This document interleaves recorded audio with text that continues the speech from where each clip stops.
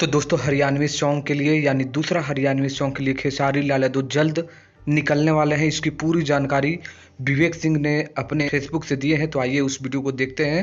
Video को like करिए, share करिए और चैनल को सब्सक्राइब कर लीजिए। आपने जैसे हरियाणा वाले हमारे गाने को आपने इतना ज़्यादा प्यार दिया था, तो हम लोग एक हरियाणा का गाना फिर से लेके आ रहे हैं। बम्फाड़ फुल डीजे हरियाणा का सॉन्ग है। और आई गेस की सारी सर भैया गाएंगे भी या सिर्फ फीचर करेंगे, साथ में कौन फीचर करेगा इसके लिए भी आप लोगों को 5-6 तारीख का वेट करना पड़ेगा। तो ये सब हमारा 10 दिन एक तारीख से लेके 10 तारीख तक के बीच का प्लान है। नहीं, 2 तारीख तक, क्योंकि 2 तारीख तक भैया एक मूवी की पैच वर्क कंप्लीट करेंगे। सो आप लोग जो सोच रहे थे क्या होगा, ये होगा वो होगा, कुछ नहीं होगा। स्ट्राइक, कॉपीराइट क्लेम्स, जिनका वो काम है वो अपना काम कर रहे हैं और मेरे ख्याल से दिल से कर रहे हैं। तो ये बहुत अच्छी बात है। हमारा काम क्या है? हमारा काम है अच्छे गाने बनाना, अच्छा शूट करना।